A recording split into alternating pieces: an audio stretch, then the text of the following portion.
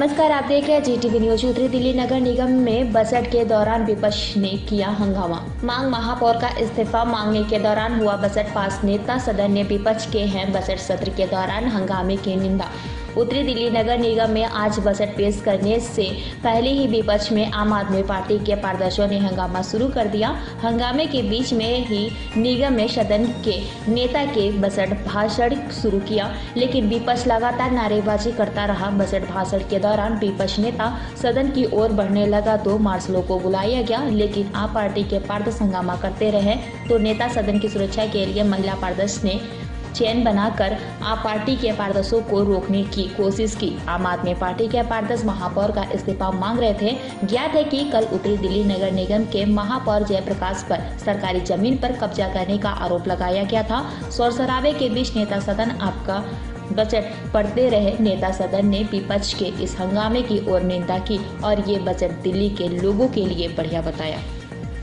पेश है दिल्ली से राजीव तिवारी की एक खास रिपोर्ट। बजट पेश किया है, फाइनलाइज किया है, इसकी क्या जो प्रमुख बातें हैं वो क्या है? देखिए, सबसे बड़ी जो चीज थी हमारे इस चुनौतीपूर्ण हालात के अंदर, सबसे बड़ा जो ध्येय था हमारा कि हम किस प्रकार से अपनी आय को बढ़ा सकें, और इस हालात के अंदर बजट को पेश करना एक बहुत बड़ा चुनौती थी हमारे लिए। और उसी को ध्यान में रखते हुए हमने कोशिश ये की कि हम आय के स्रोतों को बढ़ाएं और विशेष रूप से जनता को, जो पब्लिक आज कोरोना की महामारी झेल रही थी, किसी प्रकार का कोई कर ना बढ़ाया जाए और हम उसी के अंदर उनको सहूलियतें भी दें और उससे हमारा निगम की आय भी बढ़े। तो उस आधार पर सबसे पहले आपने देखा कि हमने, चाहे वो हाउस टैक्स के अंदर बहुत बड़ी स्कीम नॉर्थ दिल्ली ने इस बार दी, फिर उसके साथ साथ जो अन्य हमारे जो काम थे उसमें हमने हर चीज को, हर छोटी से छोटी चीज को और बड़ी से बड़ी चीजों को हमने साथ में लिया है। और इसमें जो नई चीजें हम लेकर आए हैं उसमें आपने देखा, क्योंकि आज विपक्ष ने जो माहौल रखा, मैं मानता नहीं था, समझता नहीं था कि शायद विपक्ष आज कुछ जिम्मेवारी निभाएगा, क्योंकि हमने उनकी जितनी भी बातें, चाहे वो नेता विपक्ष थे, नेता कांग्रेस दल थे, उन्होंने जब अपनी बात को रखा हमने बड़े ध्यानपूर्वक सुना और कुछ चीजें चाहे मुकेश जी ने हमें बताई, मैंने उन सबको भी ध्यान में रखा और उनको सबको समाहित किया। और विशेष रूप से जो हमारे स्थायी समिति के अध्यक्ष छैल बिहारी गोस्वामी जी ने अपने बजट के अंदर वास्तविकता के आधार पर हमने वो बजट निकाला। योगेश जी, आर्थिक बदहाली से निगम जूझ रही है, काफी लंबा समय हो गया, 4 साल का। तो ऐसे में इस बार के बजट में आप कितनी योजनाएं लेके आए हैं, पहला सवाल। दूसरा सवाल है, कितनी योजनाएं हैं जो कि सीधे जनता से जुड़ी हुई हैं? देखिए, हर काम, क्योंकि नगर निगम जो काम करता है वो मूलभूत सुविधाएं देता है और हमारा कोई भी काम किया हुआ वो सीधा जनता तक पहुंचता है। हम लोग जनता से पूरे जुड़े हुए हैं।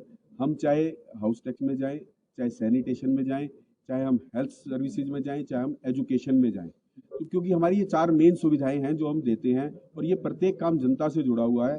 और मैं आपको एक चीज़ क्लियर करना चाहता हूँ कि हमारी जो नगर निगम है ये कोई प्रॉफिट मेकिंग एजेंसी नहीं है।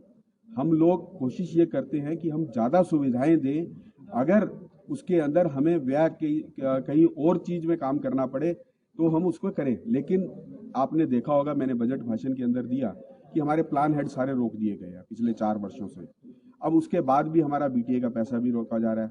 इस कोरोना काल के अंदर उन्होंने हमारे जो है हाउस टैक्स को, हमारा एक केवल स्रोत था, उसमें बीटीए के पैसे को रोककर हमारा लोन तक काटा गया दिल्ली सरकार के द्वारा। लेकिन हमने उन सब चीज़ों को भी दरकिनार करते हुए आपने आज देखा कि हम जो सुविधाएं देने जा रहे हैं आने वाले दिनों के अंदर, चाहे वो बैंक्वेट हॉल्स के लिए हो, उनको हम एक सुविधा देने जा रहे हैं कि आप 75 दिन के लिए बुक करवाइए, आपको सारे साल में, उससे एक तो भ्रष्टाचार पे भी लगाम लगेगी और उस पर लोग अपने आराम से कार्यक्रम भी कर सकेंगे।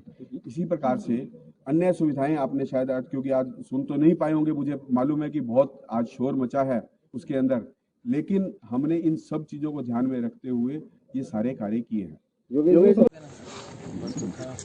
जी डबाजी, क्या मामला है पूरा ये? देखिए, दिल्ली सरकार लगातार झूठ बोलने पर तुली हुई है, लगातार दिल्ली की जनता को गुमराह कर रही है। अभी इन्होंने क्या एक षड्यंत्र रचा है, दिल्ली की सभी अनऑथराइज कॉलोनियाँ डीएसआईडीसी के अधीन आती हैं। जो भी उसमें लाइट का काम, डेवलपमेंट का काम होता है वो डीएसआईडीसी या फ्लड कंट्रोल करता है। और ये 2016 का दिल्ली सरकार ने ये प्रस्ताव पारित किया कि ये जितनी भी स्ट्रीट लाइट हैं वो दिल्ली सरकार DSIDC के हैंड ओवर कर रही है, MCDs में काम नहीं करेगी। ये ऑन रिकॉर्ड है। अब इन्होंने क्या किया, 19-124 पर कॉल सेंटर पर आप फ़ोन करोगे कि हमारी लाइट ख़राब है, तो कह रहे थे जी MCD हमारा पैसा नहीं दे रही, इसलिए हमने लाइटें काट दी। इसलिए MCD को बदनाम करने के लिए दिल्ली सरकार ने ये षड्यंत्र रचा है। लेकिन अनऑथराइज कॉलोनी के लोगों को जिस प्रकार की दिल्ली सरकार का ये रवैया है, एक तरफ तो वो कह रहे हैं कि जी हम 200 यूनिट फ्री दे रहे हैं, एक तरफ अनऑथराइज कॉलोनी की स्ट्रीट लाइट को वो काट रही है दिल्ली सरकार।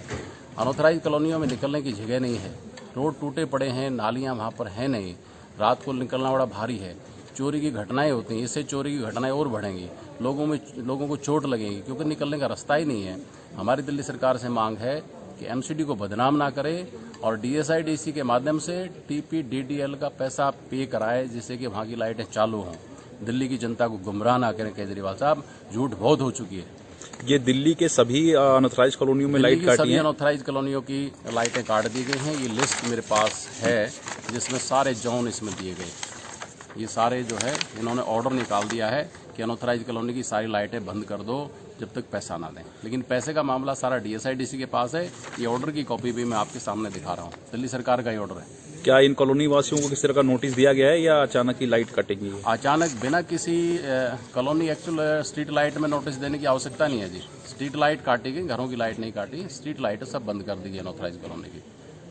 अनऑथराइज कॉलोनी के लोगों के साथ ये बहुत बड़ा धोखा है और दिल्ली की जनता आने वाले चुनाव में केजरीवाल को सबक सिखाएगी। भाषण था, बजट पास होना था, दिल्ली के लिए लोगों के लिए काफी महत्वपूर्ण था, लेकिन सत्ता पक्ष का ये आरोप है कि आपने उस बजट भाषण के दौरान हंगामा किया, जबकि ये दिल्ली वालों के लिए एक महत्वपूर्ण भाषण था, बजट भाषण। देखिए, महत्वपूर्ण बजट भाषण था, हम भी मानते हैं। हमने पिछले 1.5 महीने से जब भी बजट सेशन चल रहा है वो पूरा इसमें हिस्सा लिया है, हमने अपने सुझाव भी दिए हैं। वो बड़े दुर्भाग्य की बात है कि हमारे किसी भी सुझाव को पक्ष ने नहीं माना। लेकिन आप एक बात को समझिए, आज जो हमारा विरोध था किस बात को लेकर था, मेयर एक बड़ा संवैधानिक पद है, बड़ा पवित्र पद है। मेयर की कुर्सी पर जो आदमी बैठता है बड़ा पवित्र कुर्सी है वो। मेयर को दिल्ली का प्रथम नागरिक कहा जाता है।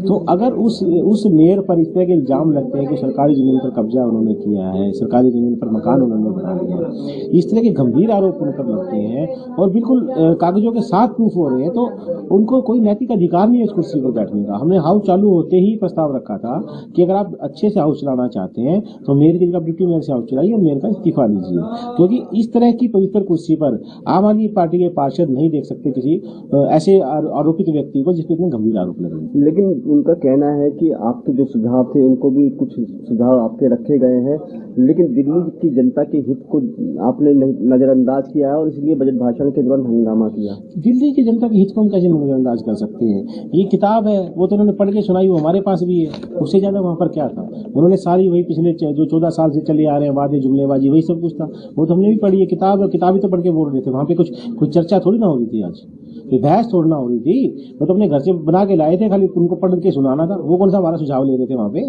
कि जो वो हमारी वजह से उनको कोई दिक्कत हुई हो? और हम उनको दिल्ली के हित का काम करने के लिए कब रोक रहे हैं? हम तो सबसे पहले आगे स्वागत करके ताली बजाएंगे, कुछ करके तो दिखाओ। 14 साल 14.5 साल हो गए, 14-15 साल, एक काम गिना दो दिल्ली की जनता के हित में। सिर्फ भ्रष्टाचार के अलावा उन्होंने कुछ नहीं किया। एक योजना ऐसी बता दो कि 15 साल में जिसको लेकर जनता के बीच जा सकते हो कि हमने दिल्ली के लिए जनता के लिए अच्छा काम किया 15 साल में। आज बजट में बहुत सारे प्रावधान रखे गए हैं, जिसमें कहा गया है कि पर्यावरण से लेकर बच्चों के तक की उसका ध्यान रखा जाएगा और जो हाउस टैक्सेस में भी लोगों को छूट जाएगी। कैसा बजट मानते हैं इसको? आप ये किताब पढ़ लीजिए और इससे पिछले 6 साल की किताबें पढ़ लीजिए, आपको 80% सब कुछ बराबर ही लगेगा। हर बार ये घोषणा करते हैं, जुमलेबाजी करते हैं, लेकिन इसमें जो 2-3 चीजें लेके आई हैं उसमें आम आदमी पार्टी का कड़ा विरोध है। इन्होंने पार्क में नर्सरी खोलने का प्राइवेट आदमियों का, मिल्क कियोस्क लगाने का पार्क में प्राइवेट आदमियों का, आहार वैन योजना प्राइवेट आदमियों की। तो ये जो योजनाएं लेके आए हैं और इसमें इन्होंने क्लोज क्या रखा है कि निगम पार्षद जिसको चाहेगा, निगम पार्षद जिसको 25,000 रुपये का सर्टिफिकेट देगा वो लगा सकता है। तो आप समझिए कि इनका इरादा क्या है, इनकी मानसिकता क्या है। ये जाते जाते भी MCD की जमीन पर अपने कार्यकर्ताओं का, अपने पार्षदों का, अपने गुंडों का कब्जा करवाना चाहते हैं और दिल्ली की जनता इसके लिए कभी माफ नहीं करेगी। कि आप घूमे, जहाँ बुजुर्ग लोग उस पर घूमने जाते हैं उससे दुकानें खोल लेंगे, आप उसको प्राइवेट नर्सरी के लिए दे देंगे। क्या कमाल है, क्या तमाशा है? मतलब आहार फूड के लिए आप कह रहे हैं 25,000 रुपये पार्षद जिसको कहेगा कहीं भी जाके वो लगा दो रेडी। सुप्रीम कोर्ट पहले परेशान है कि जो टाउन मंडी कमेटी बनी उनको व्यवस्थित करें, हम व्यवस्थित करने की जगह ये कह रहे हैं और लगा लो, और वो पार्षद जिसकी मर्जी चाहे। ये क्या तमाशा है? ये भ्रष्टाचार कर रहे हैं, जाते जाते MCD की जगह पर कब्जा करवाना चाहते हैं। ठीक।